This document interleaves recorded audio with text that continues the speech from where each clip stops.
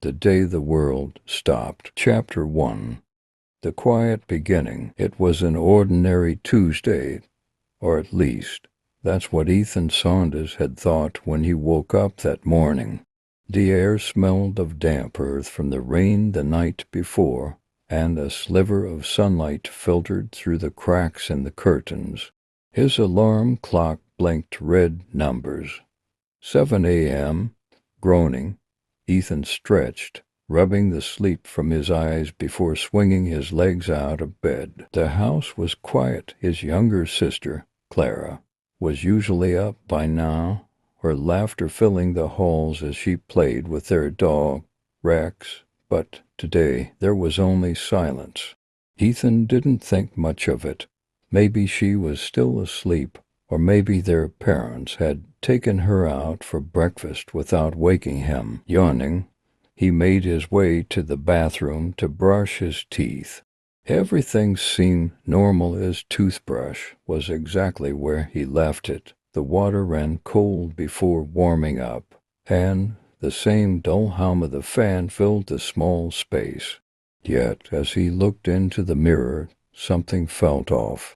It was a strange sensation, like standing at the edge of a cliff and feeling the pull of the drop below. Splashed water on his face and headed downstairs. But when he reached the kitchen, the feeling deepened. The room was empty. No sound of sizzling eggs or bacon. No chatter from his parents over their coffee. His mother's favorite mug sat untouched on the counter, the coffee pot still full, and Rex's food bowl remained empty. "Mom, Dad," Ethan called, his voice echoing through the house.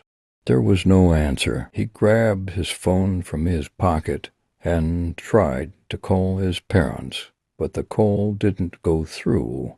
The screen blinked asterisk, no signal asterisk, something that had never happened in their neighborhood. His heart rate quickened. He dialed Clara's number, still no service. Panic bubbled up inside him, but he pushed it down. There had to be an explanation for this. Maybe it was a power outage, or the entire neighborhood had just happened to leave at the same time.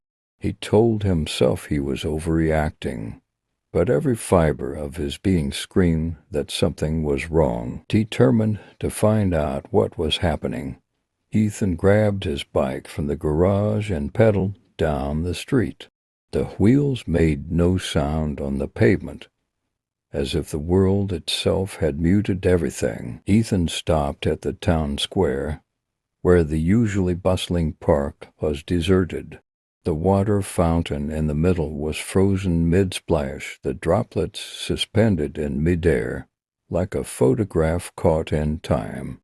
It was as if the world had then paused, everything in place, but no movement, no sound, no life. "What the?" Ethan whispered to himself, his voice the only sound he could hear. He reached out to touch one of the frozen droplets, but the moment his finger brushed it, the water melted, dripping back into the fountain as if nothing had happened. "Hello," he called, his voice loud and desperate. "Is anyone here?" The only reply was the silence, thick and suffocating. Chapter 2. The Stranger in the Fog. Ethan's heart pounded as he continued biking through the empty streets. Everywhere he looked, time seemed frozen. Grocery bags left in midair as if someone had been carrying them. Cars parked awkwardly, traffic lights with doors wide open. Even the stray cats that usually roam the alleys were nowhere to be found. The quietness of it all gnawed at him, an eerie stillness that made the hairs on the back of his neck stand up. It felt like the entire world had been abandoned, but by whom, and why hadn't he gone with them? As Ethan rounded the corner to the old library, something caught his eye. A figure, faint and almost blurred by the fog that had begun to creep in, stood at the far end of the street. His heart leapt in his chest. Finally, another person. But the figure didn't move. It just stood there, still as a statue, shrouded in fog. As Ethan got closer, he could make out more details. It was a man, tall and dressed in a long coat, his head slightly bowed as if deep in thought. "Where is everyone?" Ethan asked, his voice urgent as he stopped a few feet away. "Do you know what's going on?" The man slowly raised his head, his eyes meeting Ethan's. There was something off about him. His face was pale, almost translucent, and his eyes seemed to dark, as if they held the weight of 1,000 secrets. "You shouldn't be here," the man said, his voice low and steady. "Not anymore." Ethan blinked. "What do you mean? Where is everyone? Why is everything frozen?" The man took a step forward, and the fog seemed to follow him, swirling around his feet like a living thing. "You're not supposed to be awake." The man sighed, as if explaining this was tiresome. "The world has stopped. Time has paused. Everyone is sleeping." Ethan shook his head in disbelief. "That's impossible. People don't just disappear. Time doesn't just stop, doesn't it?" the man asked, raising an eyebrow. "What do you think happens when everything pauses, when the universe takes a breath? Sometimes, for reasons we can't understand, the world needs to reset." The man nodded slowly. "The world isn't broken, but it's tired. It needs time to mend itself, to rest. And so everything stops. Everyone sleeps, but not you." "Why not me?" Ethan asked, fear creeping into his voice. The man's dark eyes bored into his. "That's the question, isn't it? Why you?